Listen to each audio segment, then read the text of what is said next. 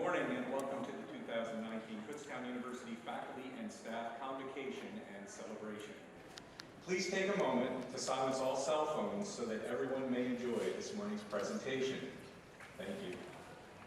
The Summer Talent Academy for Rising Stars program, also known as STARS, supports selected high school seniors seeking admission to Kutztown University.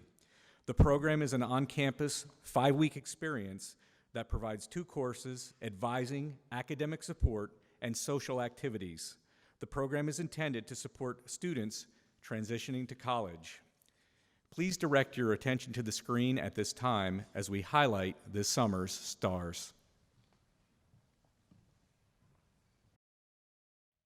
What STARS has shown me is more so just how you can branch out as a person and as an individual when you come to just a college atmosphere. Everyone here has their own story, everyone here has their own kind of something to give, and it's really, it's cool.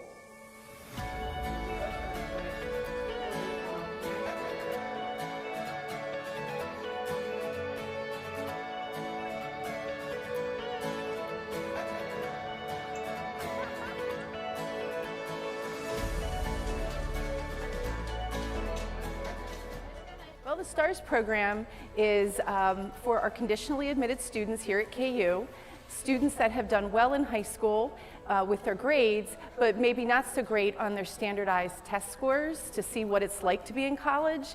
One of the things that I think is so significant to me is the knowledge they bring with them is really based on high school. And what we need to succeed in college is oftentimes different. And this program gives them an opportunity to not only discover that, but to practice behaviors that will lead to success when they come here in the fall to be full-time college students. Oh man.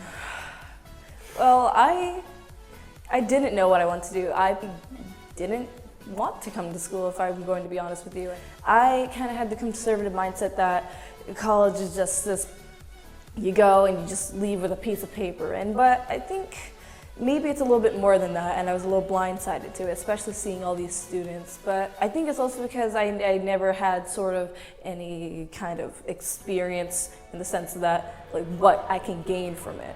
And a really weird thing that I even wrote down on a note is that I'm here for me. You know, that's the biggest thing that clicked maybe like 3 weeks in. I was like, I'm here for me. I don't want to do this for anyone else.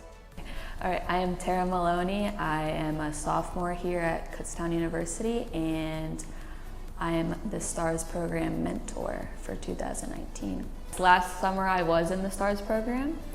It was like nerve-wracking coming here at first, especially knowing that like I couldn't come here right in the fall. I had to take a summer class, but I'm grateful for that because I made so many friends. It gives you a better understanding on what college is like.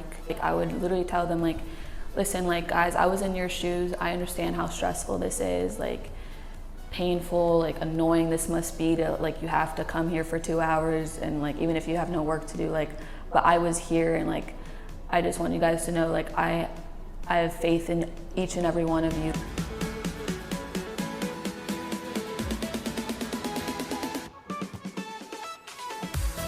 I came in with an awful mindset. I just wanted to go through the motions of it, and if I got in, I got in, and if I didn't, well, Peyton would go back to being Peyton, working, you know, 5 to 4 every single day, and I wouldn't care about it. I think just being in class, and I think once you start to see how everything flows and, you know, how you study, once you figure out, you know, your study habits and, like, you know, maybe get entwined with how classes should go and how you should do your work, it gives you a new sense of why you're here, because maybe at first you might be doing it for family reasons, maybe you're doing it just because, well, I was just told to go. But I think once you reach the mentality that you're here for your own sake and for your own education, then everything just kind of does a 360 and you're like, no, I'm here for me, you know, and anything else will come along the way.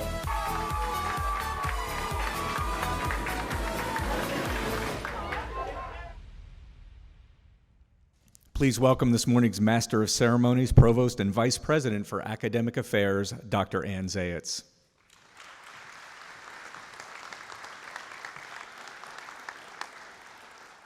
Good morning. It's so nice to see all of you here this morning. Welcome back. For those of you who have been here this summer, welcome to this morning. I just want to say a special thank you to all the faculty, staff, and students who made the dream of college a reality for our STARS students. Could you please give them a round of applause?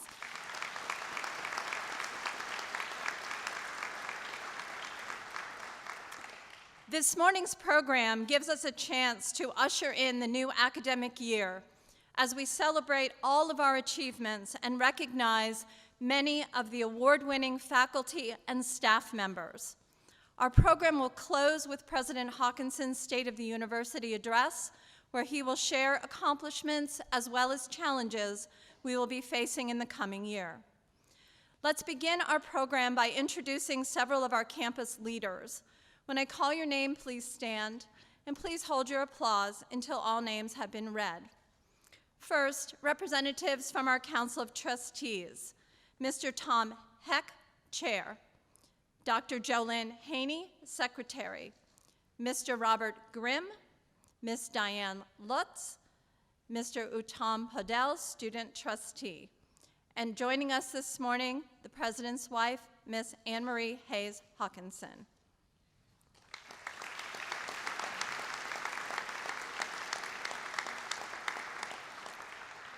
Joining us from the Alumni Board Executive Committee, please welcome Daniel Price, President.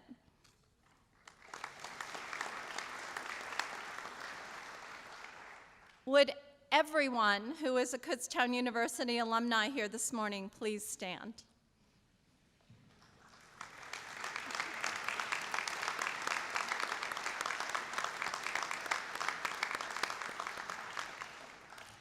I would also like to recognize members of the President's Cabinet and the academic deans who are with us this morning.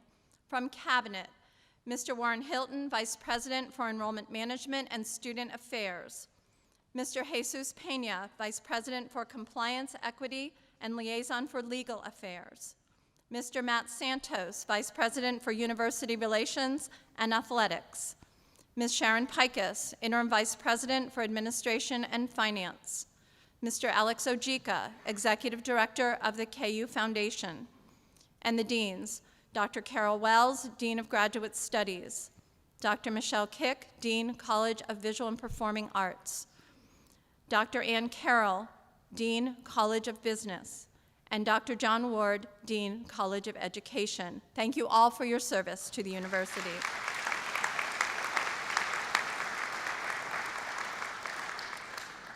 I would also like to introduce our faculty, staff, and student leaders. You will notice a brief welcome from each of these individuals on the screen as they are introduced. These greetings are also available on the printed program. Serving his second term as President of Student Government Board, please welcome Mr. Braden Hudak.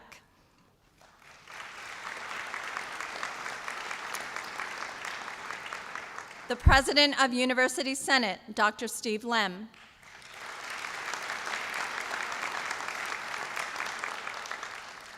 Dr. Tom Stewart is not with us this morning, but he is the president of the Association of Pennsylvania State College and University Faculties, also known as APSCUF. Ray Dunkel, representing the American Federation of State, County, and Municipal Employees, also known as AFSCME.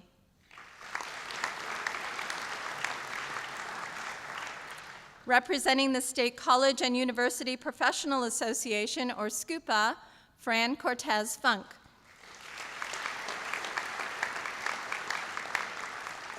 Sergeant Barry Althouse and Officer Brandon Kendall, KU Security Police and Fire Professionals of America and PASHI Officers Association representatives.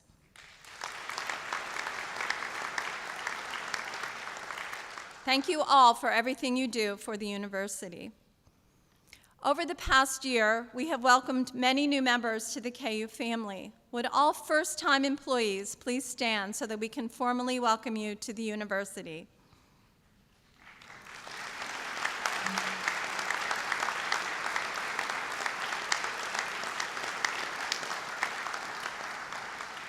Thank you and welcome.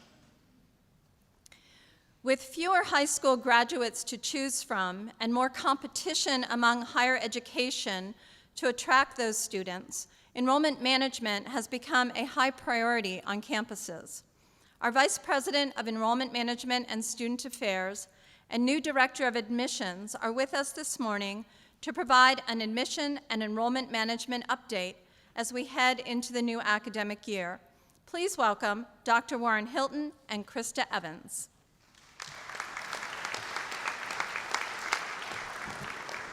Good morning. It's a pleasure to see all of you here this morning. As Ann said, I'm going to provide an enrollment update. And just to begin, to recap our recent history with strategic enrollment management plans, the 2013 to 2016 Strategic Enrollment Management Plan had 6 recruitment and retention goals. This previous plan, which expired in 2016, did not reach many of its goals.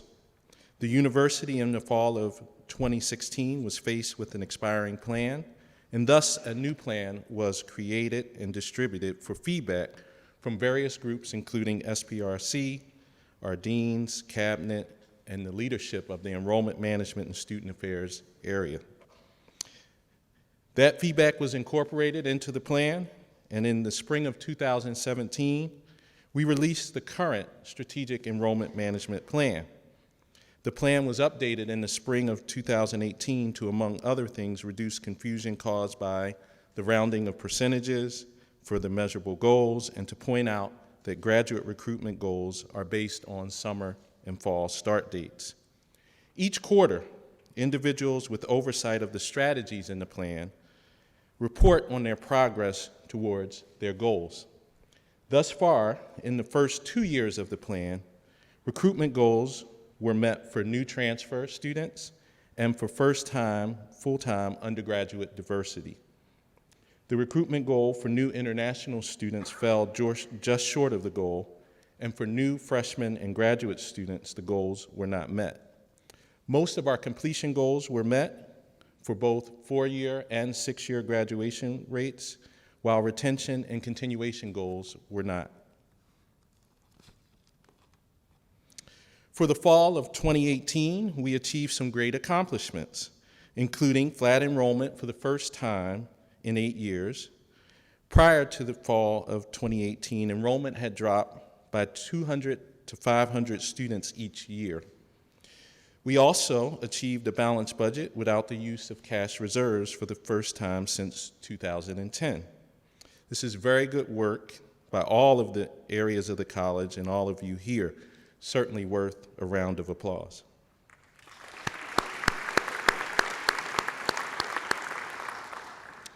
There still remain challenges ahead, including the decreasing population of our bread and butter students, high school seniors, competition from 72 post-secondary institutions in the 8 counties that we receive nearly half of our incoming students, and the continued demand for academic programs in healthcare, engineering, and advanced technology and analytics that do not exist at KU.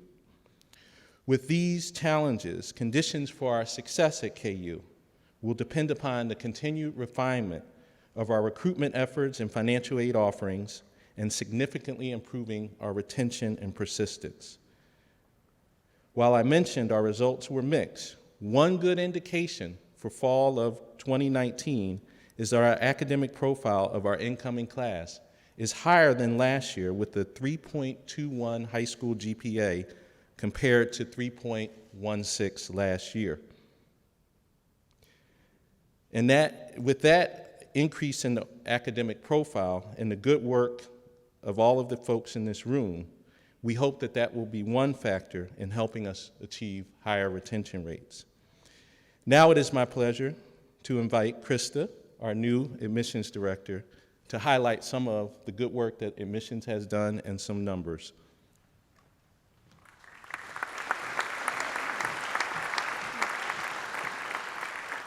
Thank you, Dr. Hilton. Good morning, everyone. My name is Krista Evans, and I am the new Director of Admissions. I'd like to start off by thanking Dr. Hawkinson, Dr. Hilton, and really my entire staff for helping me get acclimated to the KU family over the last 3 months. I'd also like to thank our staff for their incredibly hard work this past year. Having worked at Lehigh University in admissions for nearly 20 years, 2 of which were as interim director, I know that enrollment presents challenges. When we look at the numbers of incoming freshmen this year, you will see that we are not an exception. For fall of 2019, we received just over 8,000 applications for admission, and as of August 18th, we had 1,452 deposited students slated to begin classes on Monday. You can see that our 2019 application numbers and admitted students closely mirror the fall 2017 cycle. However, we are trending down when it comes to the number of deposited students. For transfer students, you can see that we received just over 1,100 applications for admission, and as of August 18th, we have 501 deposited students. We're working with quite a few transfers even this week as we speak, and just yesterday's numbers, the number of incoming students for transfer is now at 515, so that number has already changed. And we'll continue to see that number grow even as we approach the freeze date. We had a great year in terms of our on-campus programming, and you'll see that our attendance at these events trended up this past year. We had 960 students attend one of our 3 open houses, and we look forward to hosting those exact same events coming up this fall. We truly appreciate all of your effort in assisting us with these critical recruitment initiatives. I've also had individual meetings this summer with each of our deans, and we look forward to collaborating with them and participating in the college-specific open houses that they manage. Next, we have bus trips. Bus trips are a huge initiative for our office, and I'm pleased to say that we welcomed over 1,100 students to our campus, comprising 47 unique organizations. You can see that that was up from 10 last year, and this number is up 115 students over the prior year as well. We've done some recent analysis on these bus trips and the effectiveness of those trips coming to campus, and I've asked my staff to identify some schools where we have seen a change in enrollment, where we've seen a decline in inquiries, where we've seen a decline in applications, and to really target those students and target those schools so that we can drive interest, and we'll be bringing some new groups to campus this year. Campus tours are always a leading factor in a student's decision, to attend a college or university. While you can see that our daily tour numbers trended down this year, I believe that more students preferred the open house structure. And I'm excited that we offer a broad portfolio of opportunities for students and their families to visit our campus, including Saturday tours and evening tours. I'm also excited this coming year that we've decided to tailor a few of our evening tours to specific populations. Veterans and students who identify with the GLBT community will be welcomed to campus for those events. Having boots on the ground is critical to the success of our recruitment. Meeting school counselors, having conversations with parents, and communicating with our community college partners is a key function of the admissions cycle. We completed 331 high school visits this past fall and conducted 217 college fairs. In total, we engaged over 600 counselors, and I'm thrilled to be able to host this fall the PASHE's Counselor Information Day. That will be held on Thursday, November 7th. We could potentially have upwards of 200 to 300 school counselors here on Kutztown's campus that day, and we look forward to welcoming them to our beautiful campus. For fall 2019 admission, you can see that we did purchase over 151,000 SAT names and over 42,000 ACT names. These names are critical in increasing the overall size of our admissions funnel, and this was significantly higher than the amount that we purchased the year before. Just to give you a sense of our admissions staff, this is a profile. Our staff is comprised of 7 recruiters, myself as the director, and our associate director, Ms. Laura Faye Leo, who did a wonderful job of leading our team this past year prior to my appointment. So thank you, Laura. Our recruiters will be heading out on the road over the coming weeks, and their territories include targeted counties in Pennsylvania, New Jersey, New York, Delaware, Maryland, and Washington, D.C. I'm happy this year to be able to place 2 recruiters in the state of New Jersey, when last year we only had 1. New Jersey is the largest exporter of college students in the nation, and it's important that we have a strong presence there. We had 1 primary transfer counselor this year, and we have 5 outstanding clerical staff to support all of our application processing. We also have 1 data enrollment specialist who works hard at all of our reporting, our communication campaigns, and text messaging campaigns, among many other things, and he supports admissions, financial aid, and orientation. Finally, we have 1 clerical management position, and he oversees all of our transfer processing, again, among other things. We've instituted a number of new initiatives for the fall of 2019.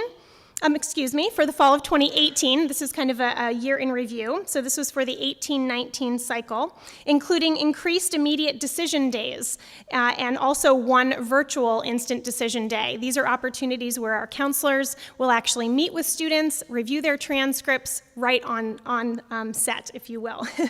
We also implemented spring high school visits. This was an effort to get in front of any juniors beginning their college searches or any seniors who were still unsure as to where they were going to attend. We also implemented Walk-In Wednesdays. This is an outstanding program that began in March, and this was to assist students where they were in the admissions funnel. This could have been students who just recently deposited. This could be students who were just still looking to apply. We also implemented a brand new deposit package that included a new student checklist and a calendar, so students were aware of next steps. You can see we also worked in collaboration with the Office of Financial Aid and their entire staff, as this is a critical piece to a student's decision to attend Kutztown. So I thank them for their efforts as well. Finally, I'd like to highlight some of the brand new initiatives we have for the fall of 2019. I'm excited to announce that we're joining the Common Application, and I'd again like to thank Dr. Hawkinson and Dr. Hilton for their support. The Common App is used by over 900 colleges nationwide, 5 of which are PASHE institutions. I think this will increase our visibility, particularly out of state. We will still keep our Kutztown University application, and we'll continue to offer the fee waiver Golden. If any of you happen to know students who would like to apply, feel free to share. We also redesigned our communications plan, including 2 new student search postcards. While we purchased more SAT and ACT names this past year, unfortunately, we did not mail them anything in the fall semester to push students to visit. I think it's critical that we get in front of parents, and as we know, they all play a very, very important role in the college search process. We also designed for this fall a parent email campaign, as we're now collecting parent email addresses when a student fills out an inquiry card. So this could be at a high school visit, or if we meet them at a college fair, we'll now be able to collect that data. We also created a counselor relations strategy and a new counselor webpage. We currently have a counselor database of over 15,000 names, and we look forward to engaging them on a regular basis. We're also moving forward to a territory management model where our students are now going to be able to connect with their admissions counselor throughout the entire funnel, instead of our counselors just working with an alpha range. We'll be adding additional admitted students events. We have an amazing admitted student reception in April, but we're looking to also add some brand new admitted student events over the winter. And we also would like to increase the high school visits and increase those boots on the ground, as I mentioned, this fall by about 20%. And I will now turn it back over to Dr. Hilton. Thank you very much.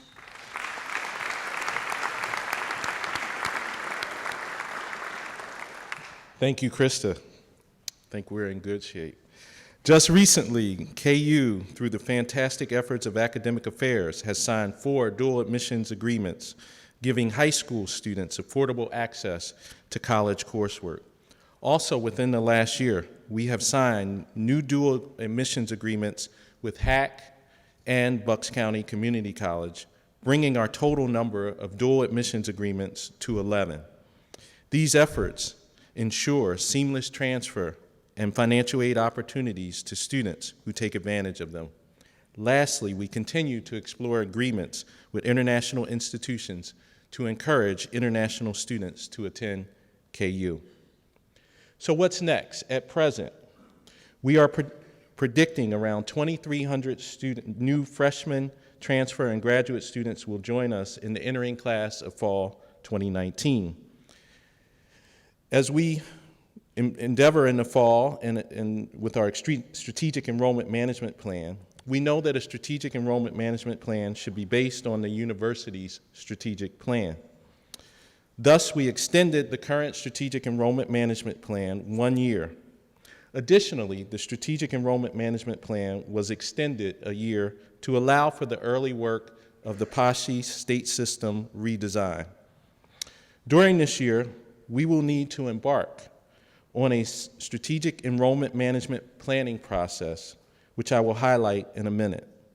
This process will help us to set the strategies to be utilized to achieve our enrollment goals. Lastly, with the Board of Governors' approval for each PASHE school to set its own tuition with a solid justification, we will be engaging an outside firm that specializes in financial aid optimization and pricing strategy to help us in providing a tuition schedule as well as financial aid offerings to increase our enrollment. So back to the strategic enrollment management plan process. Our process should involve faculty, staff, and students. Recruitment and retention goals will be developed based on data by a cross-section of individuals. These goals will be presented to a steering committee for discussion, updates, and approvals. Once the goals are confirmed, subcommittees of the individuals who will lead the work will develop action plans, timelines, and metrics for each of the goals. Such a collaborative process has proven to engage the campus community in our enrollment success.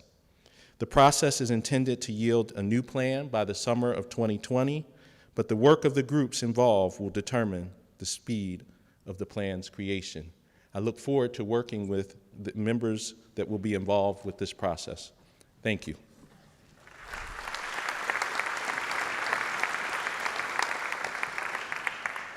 Thank you, Arne and Krista, and thank you to your entire staff and for everything they do for our campus. The university recently promoted 17 faculty members and granted tenure to 8 faculty members. At this time, I would ask if all the faculty members in attendance who were recently promoted to assistant or to associate professor, please stand.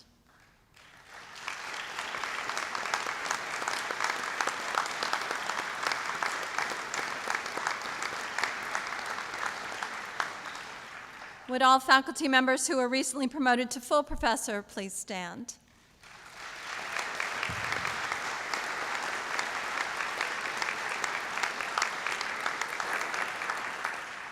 And would all who recently received tenure please stand?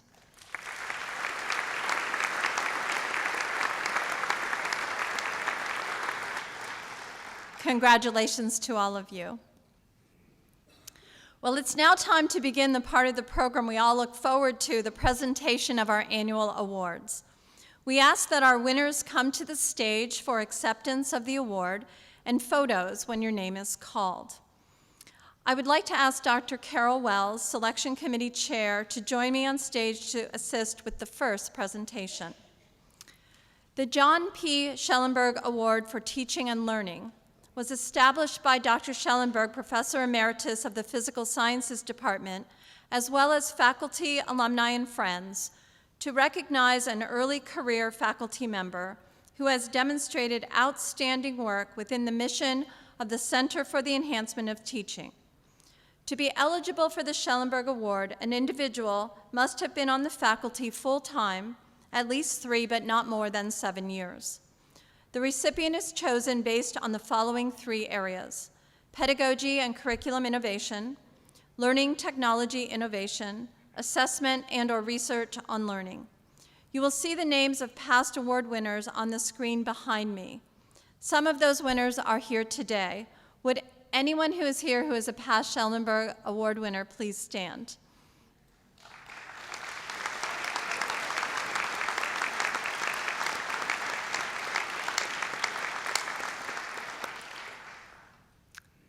So I'd like to announce the recipient of this year's award, and that is Dr. Angela Cerrucci from the Department of Communication Studies.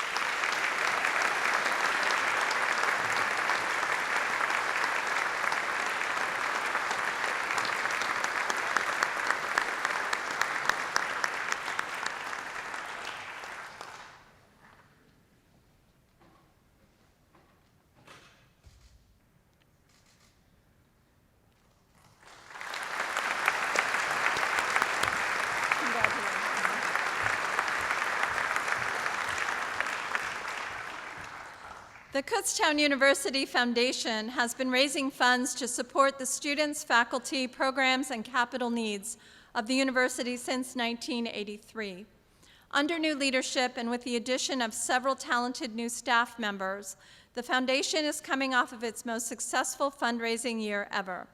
I would like to direct your attention to the screen for a short video, which will be followed by an update from the Executive Director of the KU Foundation, Mr. Alex Ojika.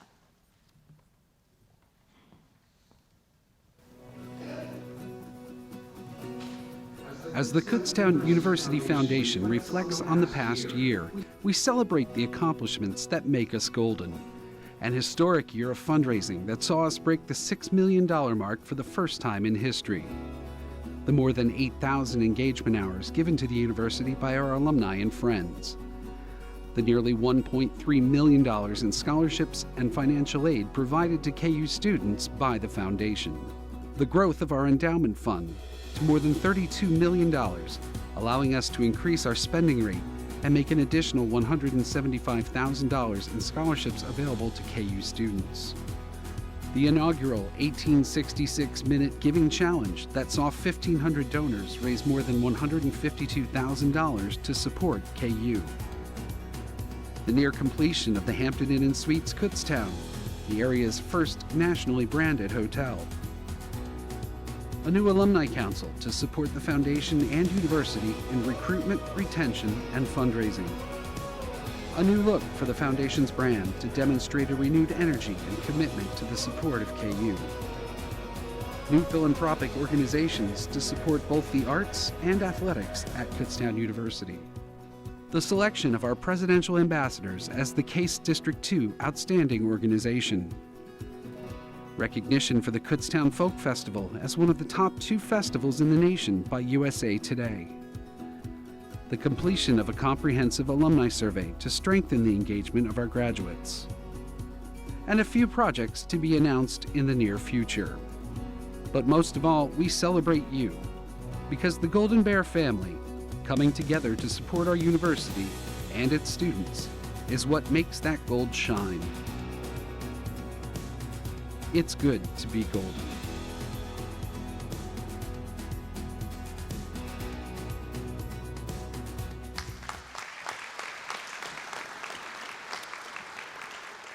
Good morning. I would like to thank Dr. Hawkinson, members of our Council of Trustees, our Foundation Board of Directors. I know some of them are in attendance, Diane Piscatelli, Dan Price, and Kelly Lowry is our new student rep. Representatives from our Alumni Council, our talented KUF staff, and the entire Kutztown University community for allowing me the opportunity to speak this morning about all the great things that the Kutztown Foundation is doing. As you heard in the video, we have a lot to be thankful for during this past fiscal year, and there is already much for which to be excited about this year. 2 months into this fiscal year, FY20, we have commitments of over $3 million, which takes our fundraising to over $9 million in just 14 months. We look forward to continuing our momentum and would like to thank everyone for their continued support of what we do on behalf of our students, our faculty, and our staff. The Kutztown University Foundation has been working diligently throughout the summer, gathering information and making plans to prepare us for a comprehensive fundraising campaign. As you can see by the slide above, this is our timeline that is nearly completed. It has allowed us to not only complete a draft case for support, a document that speaks about potential priorities, but it has allowed us to speak to some of our most generous donors to see if these priorities resonates with them personally. Comprehensive fundraising campaigns are the single best way to engage alumni, parents, friends, and other supporters in an effort focused on building philanthropic support. We need to focus philanthropy on some key areas to ensure that we are providing the excellent and accessible education to KU students that we have for generations. These key areas include scholarships, student emergency funds, food insecurities that our students face on a daily basis, faculty, student research, key building projects, just to name a few. We are working with Campaign Council to gather that input to come up with a campaign goal that will not only be achievable, but one that will allow us to transform what you all do each day. I look forward to updating the university community in the months to come, and will be asking for your assistance to partner with us to cultivate and steward key relationships that will allow us to continue this great momentum in fundraising and alumni and donor engagement that will allow us to continue to make KU shine. As you saw in the video, the new Hampton Inn and Suites of Kutztown project is nearly completed. I would like to invite everyone to our Backstage Pass event on September 12th from 4:30 to 7 p.m. This will give our campus the opportunity to walk through this amazing project. This will replace our annual faculty and staff event at the Alumni Center. Information will be available in the daily brief on Monday. I hope to see you all there. In closing, I wanted to share with you a quote I read recently from Apple CEO Tim Cook. I quote, "You want to be the pebble in the pond that creates a ripple for change. I hope you will join me as we embark on this transformational fundraising campaign to be the pebble in the pond that creates the ripple for change here at Kutztown University." Thank you again for all your support, and it's good to be golden. Thank you.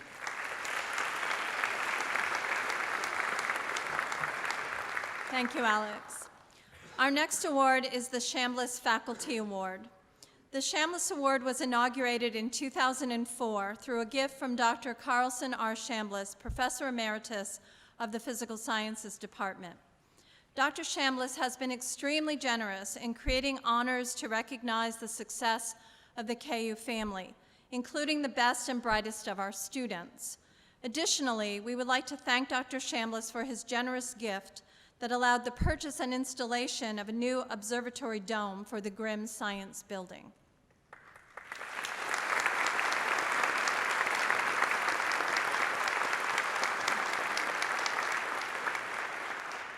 This morning, the Chambliss Faculty Award is meant to recognize the very highest achievement in research and scholarship and can be awarded only once in a person's career. I would ask Dr. Chambliss and Dr. Carol Wells, Selection Committee Chair, to join me on stage to present this year's awards. You will see the names of past award winners on the screen behind me. Some of those past winners are here today. Would all of those past Chambliss faculty recipients please stand so we can recognize you?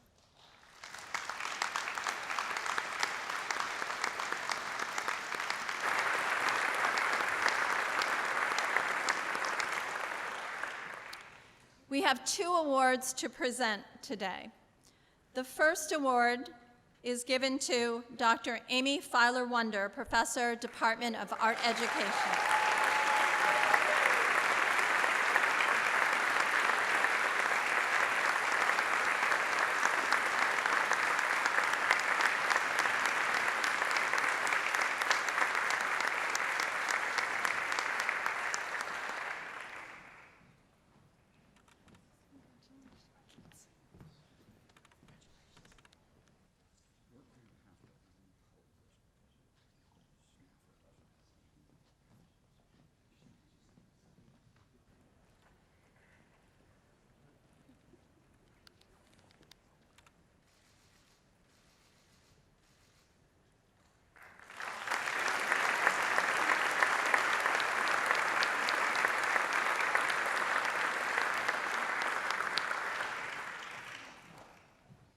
And our second winner is Dr. Mark Wolfmeyer, Assistant Professor, Department of Secondary Education.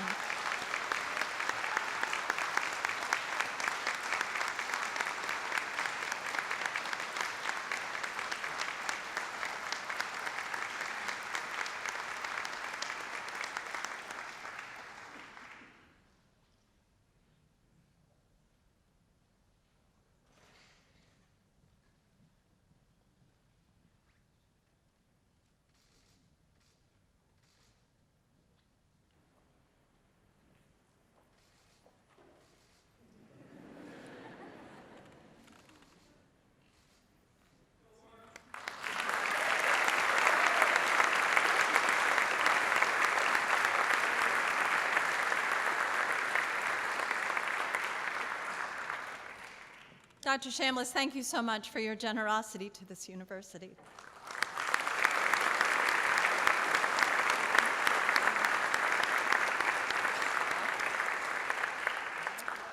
The Coaches of the Year Award were established in 1987 to recognize the top coaches of Kutztown University's men's and women's NCAA athletic teams. Members of the KU Athletic Department staff vote upon the nominees to determine the recipients. Past winners of the award are listed on the screen behind me. Would any of those past winners who are with us today please stand?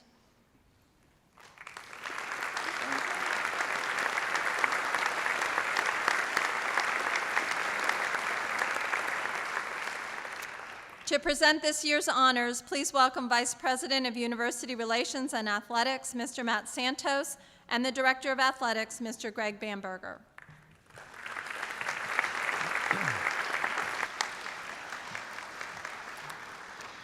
This year's Kutztown University Coaches of the Year led their programs to conference championships last year and were recognized as Coaches of the Year at the state and regional levels while sending individual student athletes to the national championships.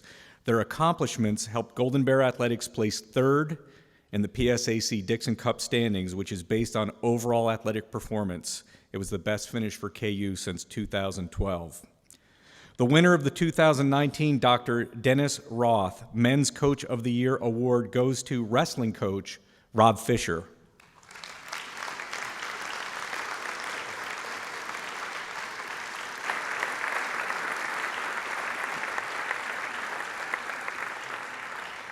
Coach Fisher led the Golden Bears to their first ever Pennsylvania State Athletic Conference team championship in a 14-1 dual match record. The team finished a best ever second place at the NCAA Regionals and sent 4 wrestlers to the NCAA Division II National Championships.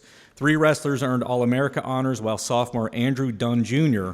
won the national title at heavyweight. This is Coach Fisher's 4th overall Coach of the Year honor and 3rd in wrestling. He is the program's all-time winningest coach. Congratulations, Coach Fisher.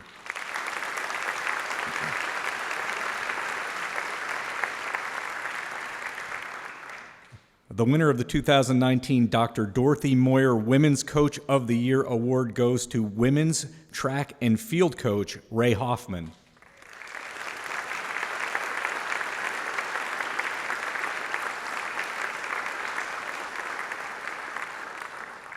Coach Hoffman led the women's indoor track and field team to its first Pennsylvania State Athletic Conference championship since 2006. He was named the PSAC Indoor Coach of the Year and Atlantic Region Indoor Coach of the Year. This is Coach Hoffman's 3rd overall Coach of the Year honor and 1st in track and field. Congratulations, Coach Hoffman.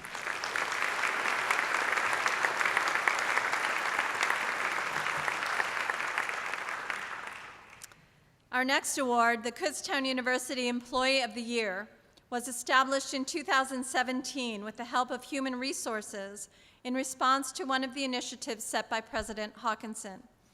The award recognizes current university employees who have served the university in an exceptional manner by exemplifying outstanding service through his or her work and exhibiting a positive and supportive attitude. This morning, we will be recognizing the winners of the Employee of the Month Award from the past year, and will be presenting the KU Employee of the Year Award.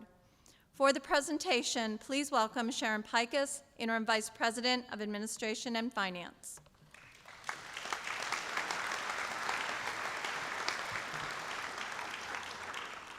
Good morning.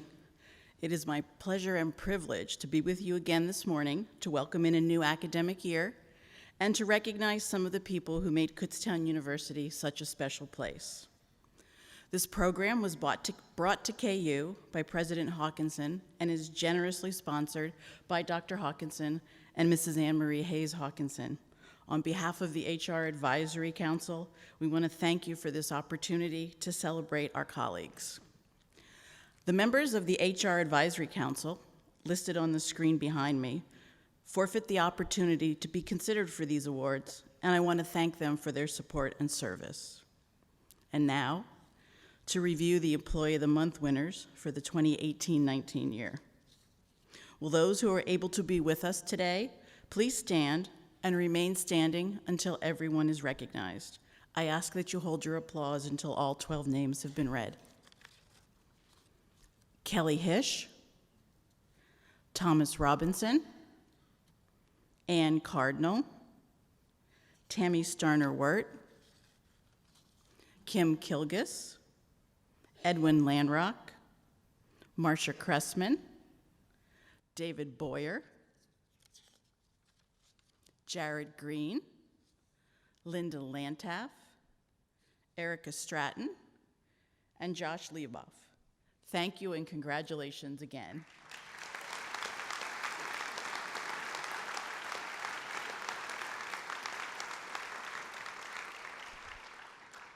And now, from this fine group, our Employee of the Year is Marcia Cressman.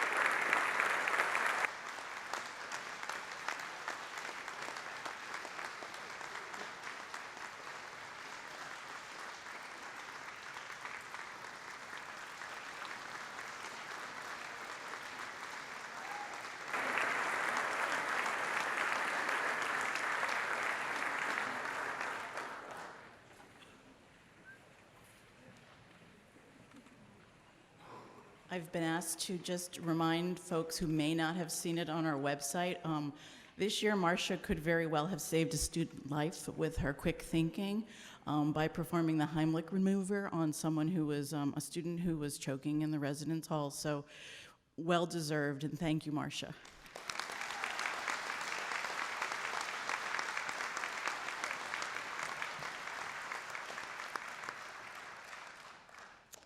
For more than 2 decades on opening day, Kutztown University has recognized outstanding faculty through the presentation of the Arthur and Isabel Wiesenberger Faculty Award for Excellence in Teaching.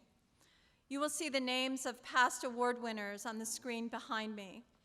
Some of these past winners are here today. Would any of our past Wiesenberger Award winner recipients please stand?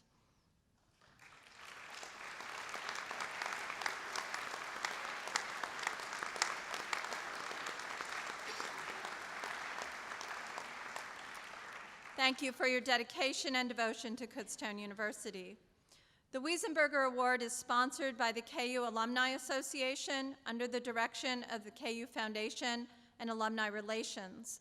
So I would like to invite Mr. Alex Ojika, Executive Director of the KU Foundation, back to the podium to present this year's award.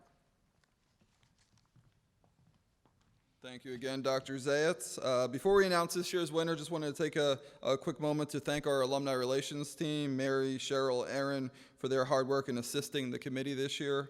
I also wanted to note the committee would like to thank all the nominees and to note that this year we received the most nomination in 8 years. As a result, this year's decision was very difficult. We want to thank all the nominees for their great work to support our students here at KU. It is my pleasure to announce this year's winner of the Arthur and Isabel Wiesenberger Faculty Award for Excellence in Teaching to Kevin McCluskey from the College of Visual and Performing Arts and the Department of Communication Design.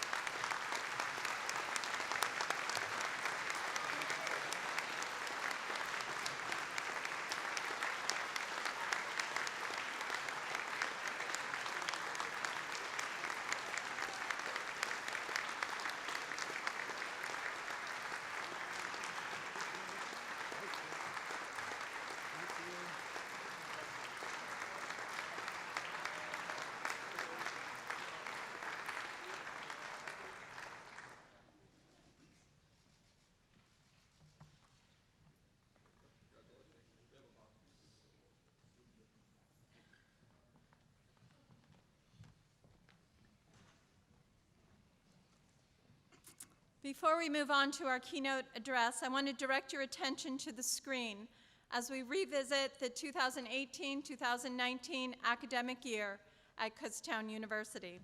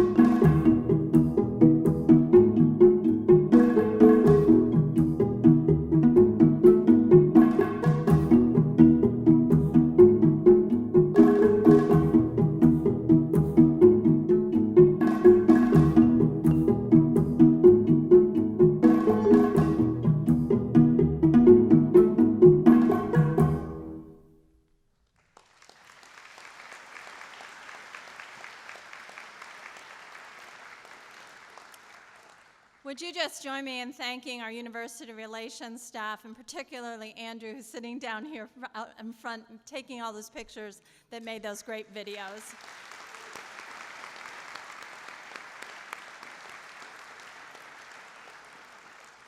It is now time to introduce our keynote speaker for the annual State of the University Address. Please join me in welcoming Kutztown University President, Dr. Kenneth S. Hawkinson.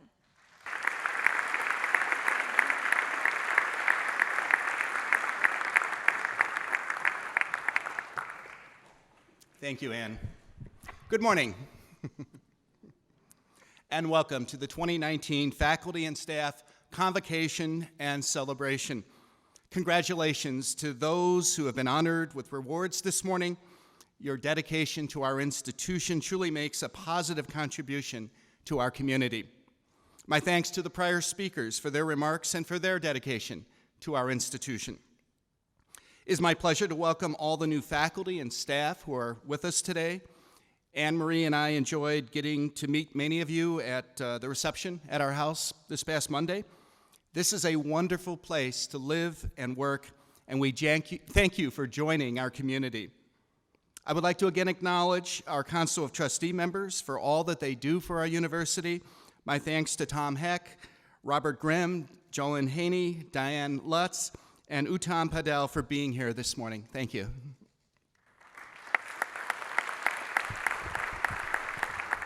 And thanks to Provost Ann Zayats for serving as MC this morning. Let me also acknowledge my office staff, Toya Hayward, Pam Rex, and Amy Reidenauer. Thank you so much for your service.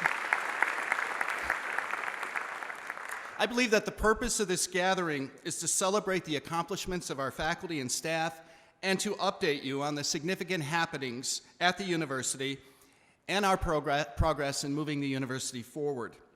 Now, you're all aware of the president's or university's checklist, the 53 initiatives that were established when I arrived and that are now embedded into our strategic plan. The initiatives fall into the areas listed on the screen behind me. Working with the Strategic Planning Committee, these initiatives are continually assessed and posted on my website. I'll be touching on a few of these initiatives in this address, but I encourage you to go on the webpage to get a full update on our progress. Now, let me point out that I will present a great deal of data and information this morning, more than you can quickly read on these slides. As always, my speech with slides will be posted on my website. I am now 2 months into my 5th year as president of Kutztown University, and it's a good time to examine a number of the key areas and initiatives of the university and the accomplishments and challenges that exist within many of these areas. I continue to meet with numerous units, offices, and constituents throughout the year. My schedule is provided to the Council of Trustees before each meeting and is public record for anyone to review in the trustee meeting book that is available in the library. Anne Marie and I continue to host numerous events at our home each year. The 5th faculty art exhibit is being hung in the residence right now, with around 25 works on display, and faculty continue to submit their books for display in the library. Numerous people view the art and books each year, and we're delighted to display the talent and the scholarship of our faculty. In the coming year, I will continue to host a monthly open office hour so anyone can come in and speak with me on any issue. We have in place a number of roundtable advisory groups, and these groups continue to meet and provide important advice. Of course, I meet with the leaders of the unions, Senate, and other campus leaders to learn of their concerns and their suggestions to improve our university community, as well as meetings with area leaders in business and other professions. I continue to serve on the board of directors for Hawk Mountain and Berks Encore. I meet regularly with the mayor of Kutztown and host town gown meetings at my house for elected officials, police chiefs, and leading members of the community. We're very proud of the national recognition we continue to receive. Please see behind me the honors from this past year. It should also be noted the many programs on campus that have been accredited by national organizations, as noted on the slide. It is a testament to the hard work of our faculty, who prepare the reports and meet the standards of these agencies. Thanks to all who put in the extra effort to ensure their programs are rated among the best in the country in their given field. Of course, much of our recognition comes from the work of our faculty and staff. Last year, 55 books and articles were published, 168 professional presentations, and numerous creative activities. With regard to grants, $10,424,472 was awarded last year, which is nearly 3 times the amount from 2 years ago. I know that many faculty have included undergraduate and graduate students in their scholarship and creative activity, ensuring that the next generation is ready to follow their path into the academy. Since July 1st, 2015, we have invested more than $18 million into maintenance projects at Kutztown University. And if we include auxiliary renovations, the investment is an additional $41 million. KU has been acknowledged by the state system as a leading university for the amount of money we devote to maintenance and the high quality of our physical plant.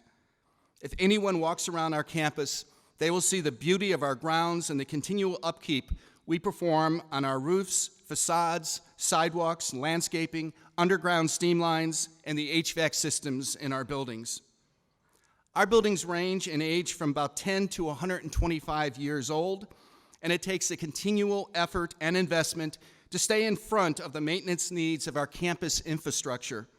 For example, this summer we invested over $4 million in repairs of our buildings and grounds. On the screen, you will see many of the projects that we funded this summer. We point out that generous donors have helped us with many of these projects. We are now on the state system list of authorized projects to include DFRAN. DFRAN has been funded for a total project budget of $16.2 million, which includes $13.7 million from the state and $2.5 million from Kutztown University. The Popular House, which will become our new visitor and admission center, is funded at $7 million, the money coming from the state. Keystone Hall is on the list for $21.1 million, the money coming from the state. Building a new Lytle Hall with a commitment of $18.6 million from the state and $6.2 million from Kutztown University.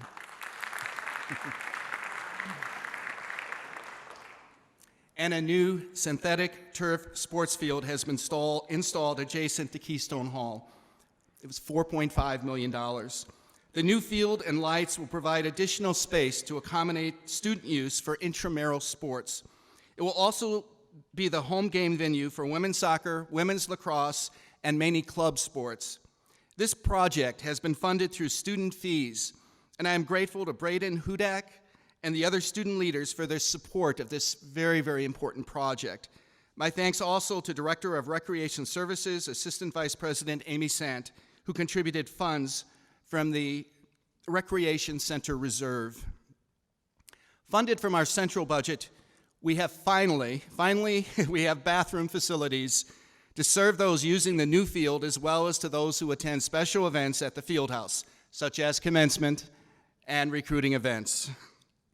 And we're very excited to have received gifts that are allowing us to renovate the professional building into the PA German Library and Archives and the Center for Mallet Percussion.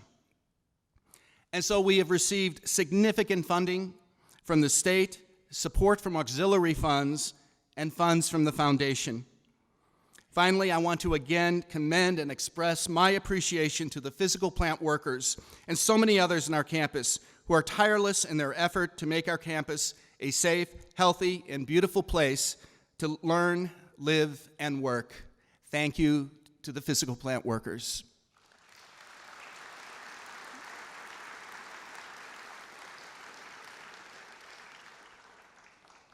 Kutztown University must continue to innovate and offer new programs that will attract students and prepare them both for life and for the workforce. This past year, the following new programs have been approved or put in place. Please see the screen.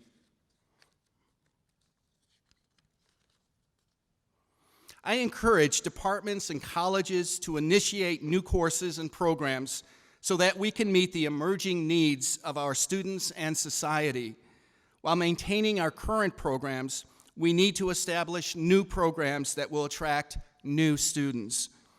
Over the last 3 years, an enormous effort has been put forth by many faculty, staff, students, and administrators to implement the redesign of our general education program. We believe that this redesign was essential to our success in recruiting and retaining students. My thanks to the many groups and individuals who worked so hard on this initiative. One of the most important endeavors we have been engaged in recent years was to prepare our university for a successful visit from the Middle States Commission on Higher Education Accreditation. While the final report of the accreditation team had many positive findings, we were placed on warning due to noncompliance with Standard 5 Educational Effectiveness Assessment. Well, I'm sure you have all heard the good news. Because of the tireless efforts of Provost Anzayitz, Vice Provost and Dean of Graduate Studies Carol Wells, Interim Director of Assessment Krista Prock, past Chair of the General Education Assessment Committee George Sorakis, the members of the Academic Assessment Council, the college deans, associate deans, department chairs, and the members of the individual department assessment committees, the Middle States Commission on Higher Education has acted on the pending accreditation matter for Kutztown University, and we were informed that the action of the Commission reaffirmed accreditation because the institution is now in compliance with Standard 5.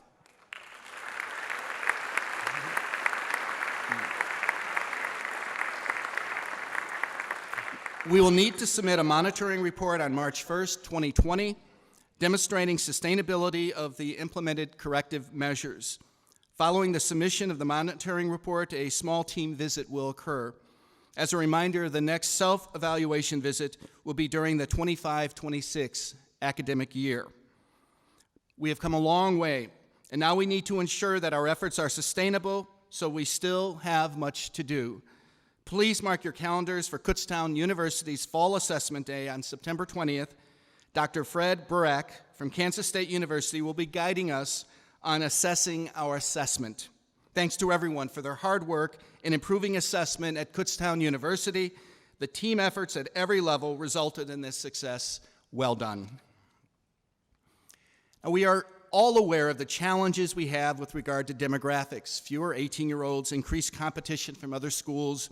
Do you know there's 160 four-year colleges and universities in Pennsylvania? And increasing costs. Now, I was just at the Reading Area Community College signing a new agreement just the other day, and I spoke to an administrator of one of our Berks County tech centers. She said that they have gone from 350 new students last year to well over 500 students this year in their program.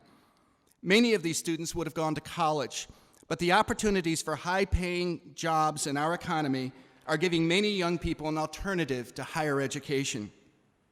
But we are continually renewing our efforts in enrollment management, as you saw earlier. You are all aware of our new branding efforts. It's good to be golden. Our new responsive website, the attractiveness of current and new programs, and the tireless efforts of our admissions staff as well as the entire university community.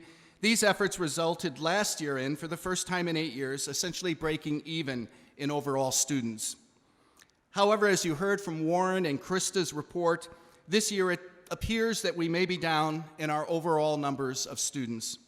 Our admissions staff and enrollment management team, as well as our entire Kutztown University community, worked hard to maintain or even increase our numbers. And going into this coming year, we must strive to utilize every best practice and initiative possible to turn our numbers around. Our new scholarships have helped in the increase of high-achieving students. On the slide, you will see examples of new scholarships we have developed. For this coming year, we have budgeted $6.2 million in institutional financial aid, up $1.9 million from last year and $2.8 million from the 17-18 academic year. We know that a major reason students choose not to come to KU or fail to stay at KU is because of the cost. With the tuition freeze for this year, along with this significant increase in institutional dollars for financial aid, we are making a significant commitment to keep our costs down for our students. Also helping, as you heard earlier this morning, our foundation now has over 800 scholarships available. Last year they gave out 123 one-time awards.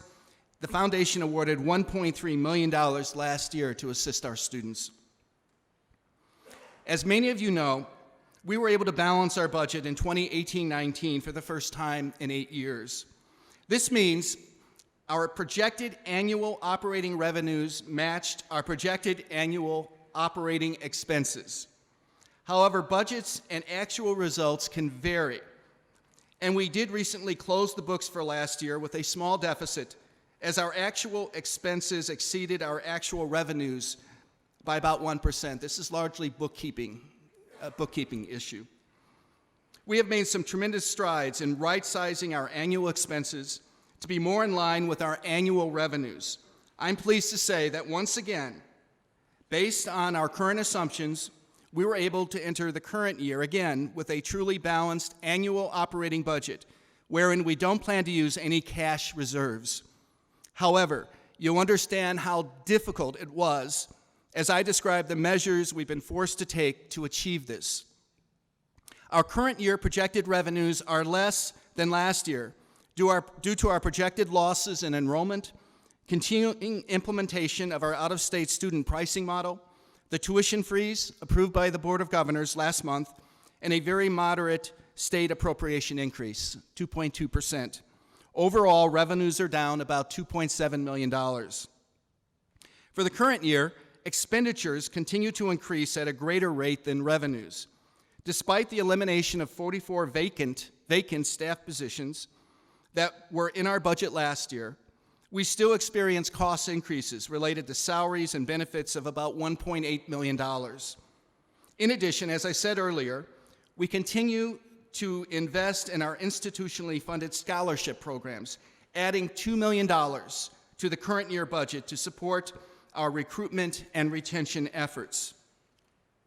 We implemented budget reductions of over $5.8 million in the current year.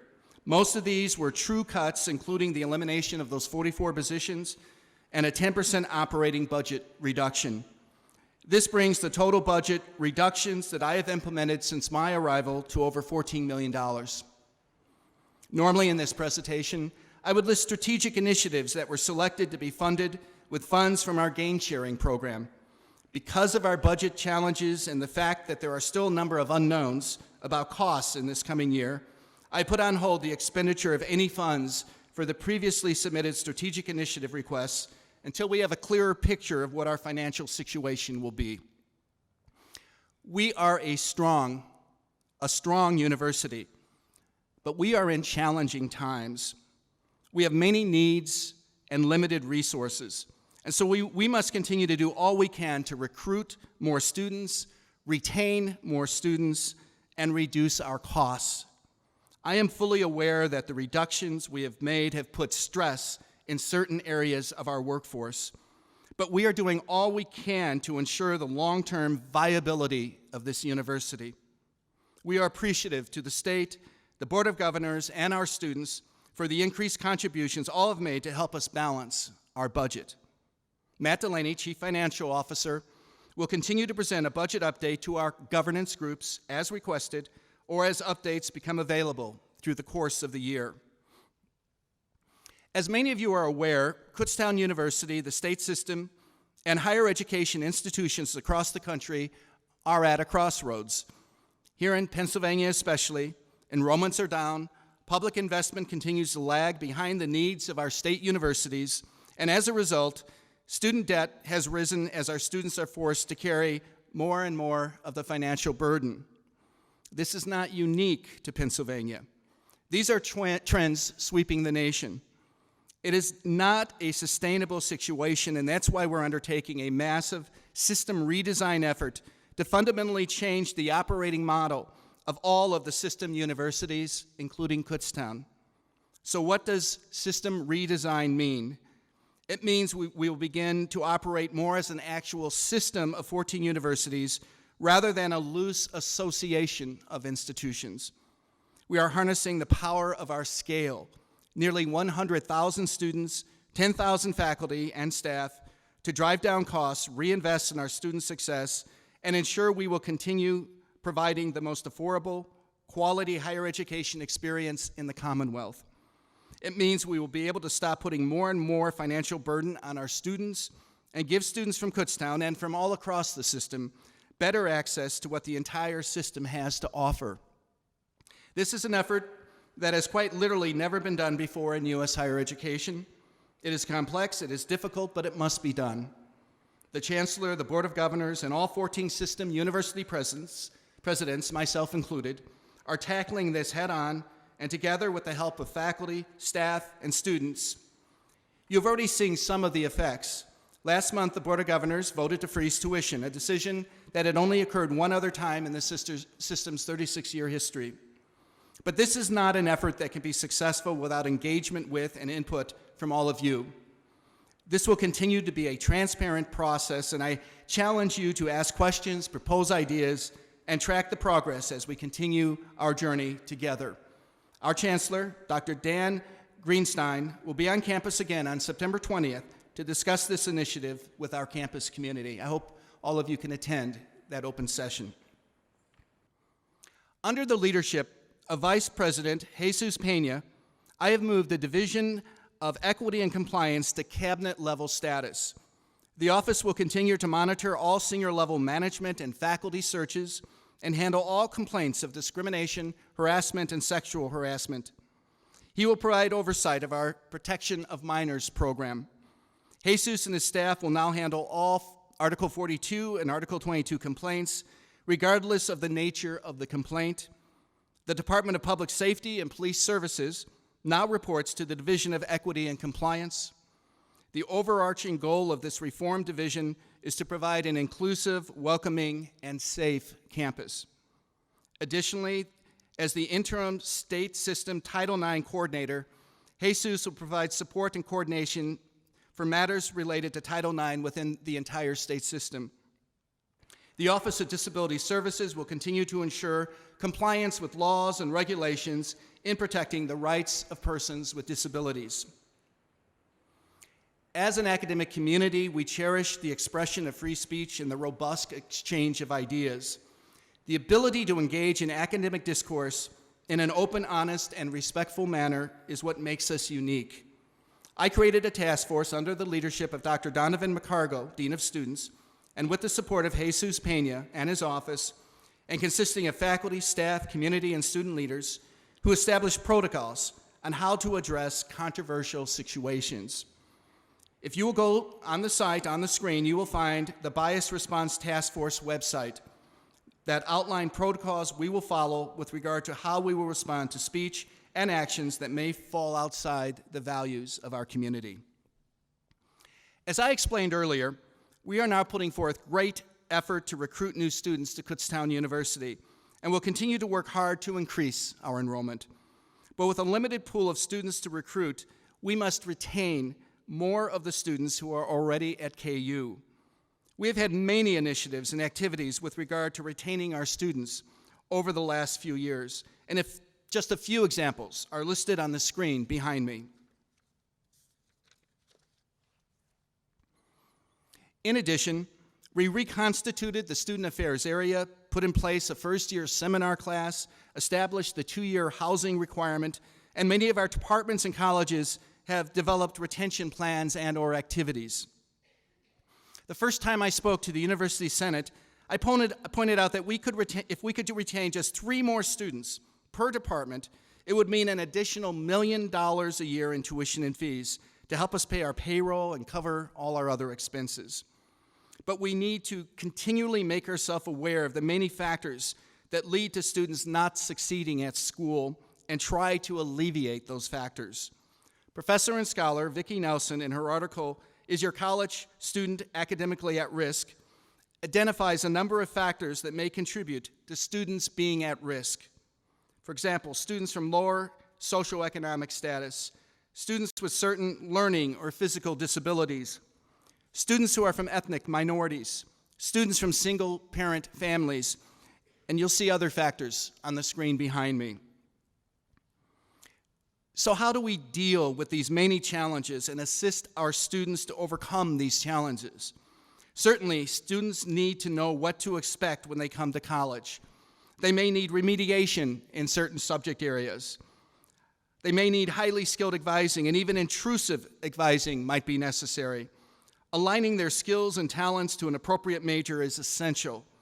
Ensuring that they have the psychological and health support they need, and providing the financial support that allows them to concentrate on their studies.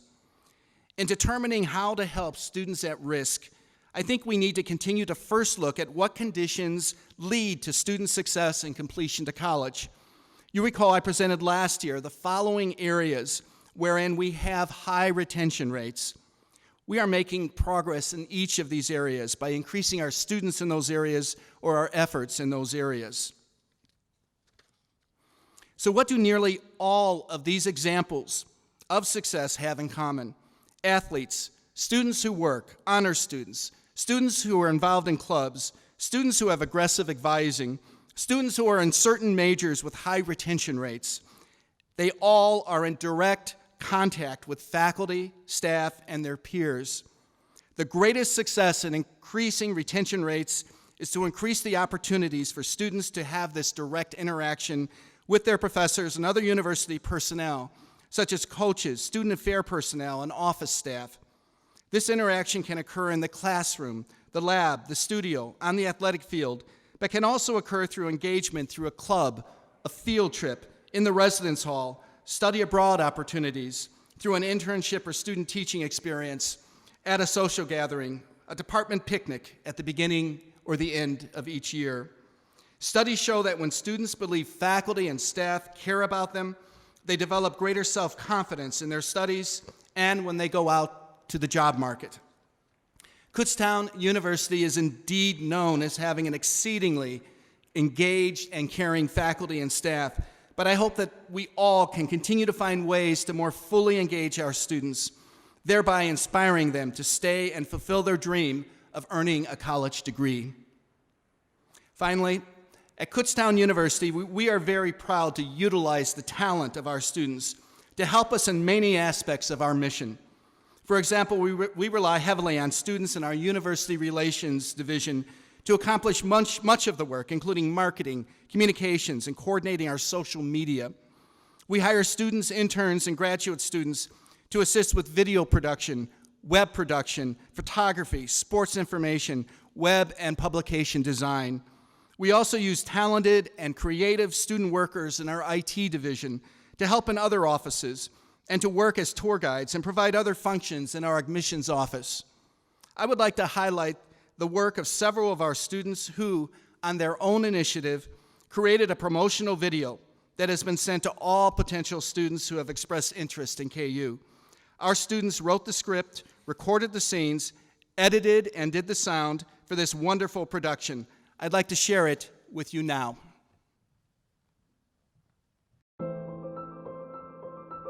This is the place that we call home, where guts and determination are honored, and a little hard work always pays off. On this campus, you'll discover excellence everywhere and in everything. Here, being a Golden Bear means always being authentic to your best self. With more than 200 clubs, organizations, and intramurals, you'll be able to follow your interests and uncover new passions.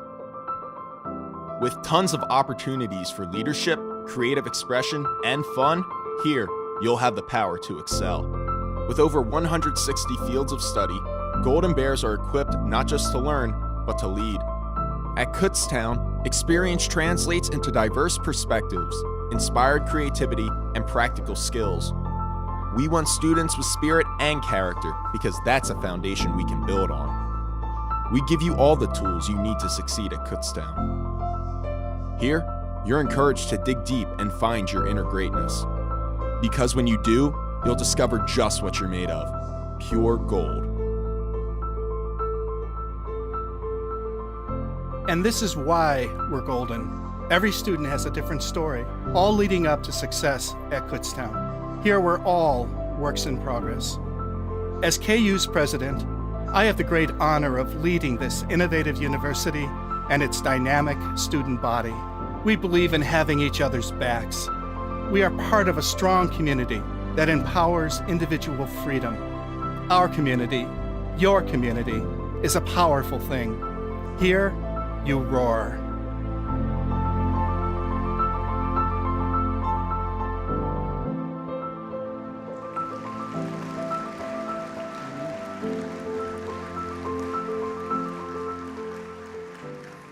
In the audience today are the students who put this video together for us. Rachel Wolf, Keen McClellan, Nick White, and Matthew Relkin. Will you please stand and be recognized?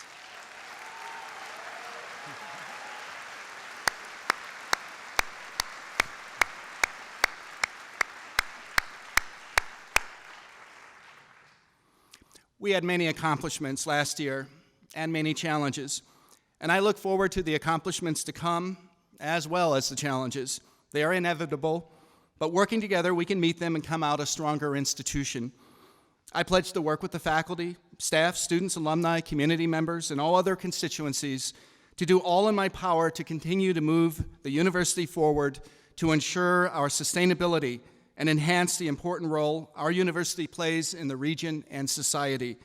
Let us all strive to go forward with a humility and a gratefulness that will join us together as we work to create an enlightened community and a strong educational experience for our students. And so this concludes our faculty and staff convocation event. My best wishes to you all. Have a great year. It's good to be golden.